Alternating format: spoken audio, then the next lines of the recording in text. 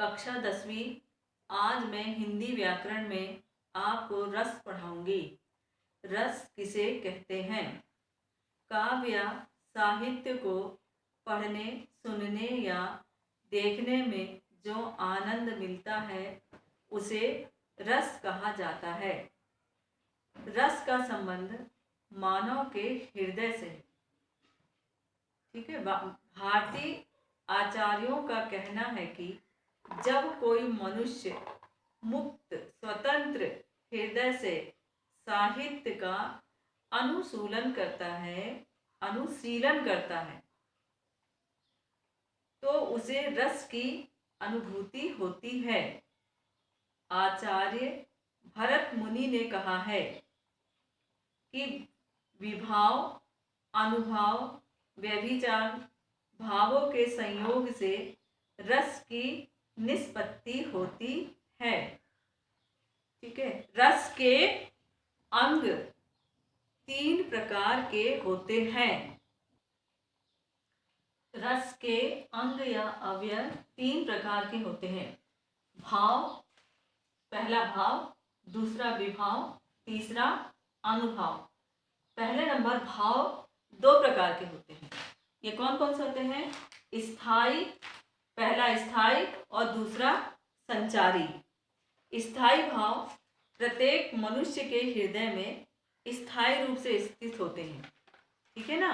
कि जैसे किसी भी कविता को सुनने से हमें खुशी हो रही है या दुख हो रहा है, या हमें एक उत्साह प्राप्त हो रहा है, डर लग रहा है, आश्चर्य हो रहा है या हंसी आ रही है, ये कोई भी बात होगी ये स्थायी रूप से होती। ऐसा कभी नहीं होता है कि यदि कोई दुख की खबर हो तो हमें हंसी आने लगे, है ना। उत्साह बताया जा रहा हो तो आप नीरस हो जाए, ये बातें नहीं होती हैं। तो ये स्थायी भाव जो होते हैं वो क्या होते हैं?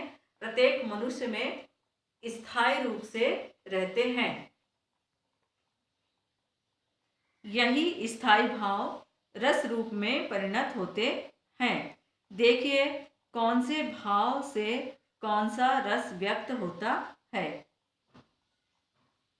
देखो ये रस के नाम लिखे हुए गए हैं और ये उनके हैं स्थायी भाव। श्रृंगार रस का स्थायी भाव है रति। वीर रस का स्थायी भाव है उत्साह। शांत रस का वैराग्य। करुण रस का शोक। रौद्र रस का क्रोध। भयानक रस का भय। विभत्स रस का घृणा। अद्भुत रस का विस्मय और हास्य रस का हास। ठीक है। ये 9 प्रकार के रस हुए। ये 9 प्रकार के ही रसों का अपन अध्ययन करेंगे। ठीक है ना। और इसके स्थायी भाव, कभी कभी क्या होता है रस का नाम देता है, स्थायी भाव पूछता है, और कभी स्थायी भाव देता है और उसके रस का नाम पूछा जाता है।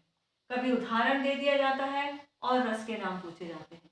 तो इस प्रकार से हम लोग रस के 9 प्रकार का ही अध्ययन करेंगे और उसके स्थायी भाव, रस, स्थायी भाव, रस, ये दोनों चीज आपको बहुत अच्छे तरीके से याद करना है।